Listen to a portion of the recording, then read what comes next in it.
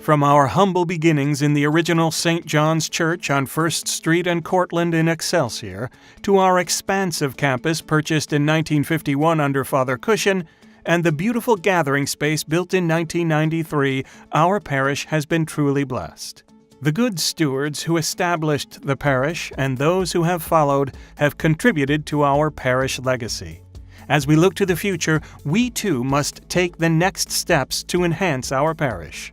I'm Father Carlson. I'm the pastor here at St. John's. I'm happy to be here. I've been here since 2013, so going into my 5th year now here at the parish of Excelsior. I love it here. It's great. People know I had no idea this place existed before I came until the Archbishop sent me, and he said, "Go to Excelsior." I looked it up on a map, saw there was a lake, and I said, "This is perfect. This is going to work out really, really well." One of the great questions I get from fellow priests is, how's St. John's going? And I tell them I love it. I couldn't choose a better parish to be at. I didn't know it existed before I got sent here, but I love it. And why? It's because of the parishioners and their response to God's calling. Wherever God's calling them, their abandonment, their love, and their prayerfulness. And so being part of this community really helps me in my pastorate, because I know I'm supported by the parishioners and they support each other. In regards to the capital campaign, it's something we've been looking at ever since I actually got here. Remember the first year I got here, we went through a process called GROW, and one of the questions was the possibility of a capital campaign. Through this, the Archdiocese, of course, has gone through a couple things, and as a parish we had to step back and look, where does our parish need to go? So the last couple years for the capital campaign, it's been a question one's been looking at more and more. And we realized as committees, the Finance Council, the trustees, the parish leadership here realized we need to do something because the time is right. And we think it's right for our parish to do it. We think we're in a good spot to focus on moving forward. There's been a lot of questions by parishioners recently of why renovate the church? Why rotate the church? And it's a question I'd ask myself. And so I've gone back and looked at history. I love looking at the history of the parish. And in 1989 is when we built when we started to talk about the gathering place, and it's always referenced as phase 1. Phase 2 has always been to renovate the church by rotating it 180 degrees. And so I think it's time to do that phase 2. One of the ways the renovation of the church is going to help us is in just really being able to center more on the Eucharist and having our eyes focused right on the altar, right on the cross and the tabernacle, which I believe is from the old church, by the way. In this as well, we're able to keep some of the old parts of the church, the roof line, which will be beautiful, the pews, those things are solid. It's great. But focusing on the altar, focusing into a beautiful sanctuary, really highlighting our eyes towards Christ.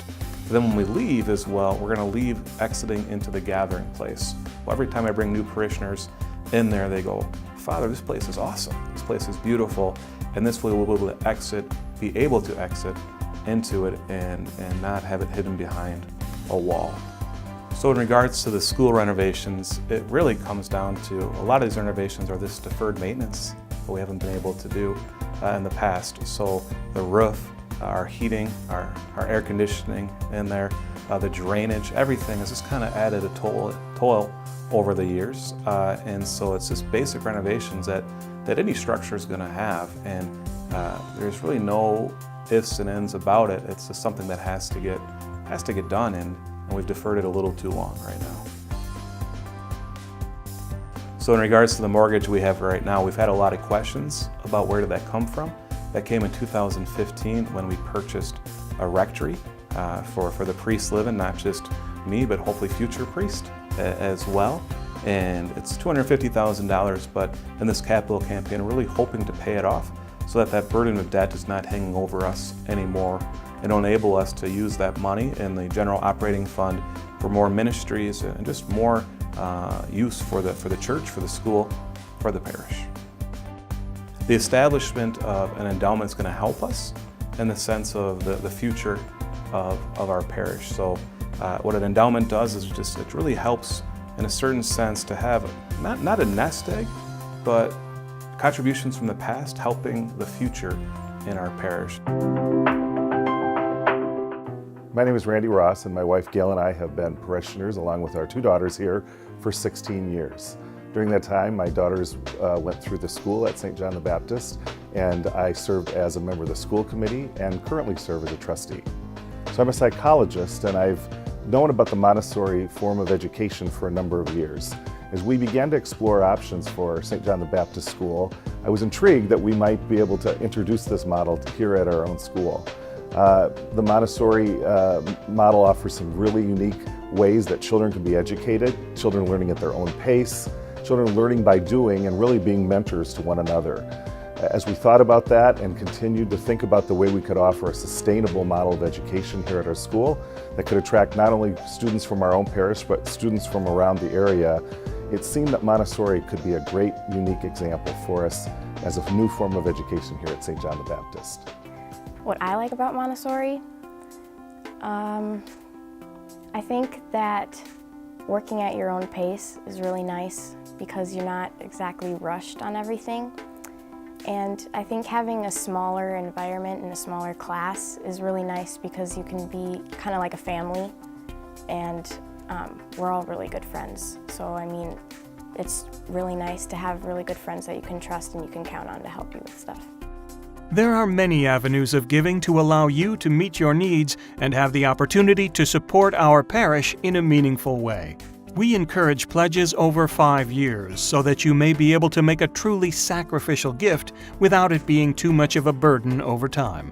This pledge commitment can be fulfilled through monthly, quarterly, or annual installments. Most commonly, parish families make structured payments using cash, check, credit card, EFT, or automatic bill pay. You may benefit from such payments with a charitable deduction on your tax return. We encourage all families and individuals to consider a 10% down payment to begin your commitment. Additional options include gifts such as appreciated securities, corporate matching gifts, 401k or IRA, or giving through estates, wills, life insurance, and bequests. You can give appreciated stock as your gift to the campaign. This can result in a bigger deduction and greater tax savings for you and a bigger gift for the campaign. We also ask those who qualify to consider giving from your required minimum distribution from your IRA in a charitable rollover.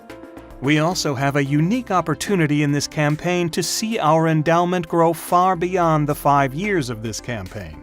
We encourage parishioners to consider leaving legacy gifts to our parish endowment so that it may continue to grow and allow our parish to thrive for countless generations to come.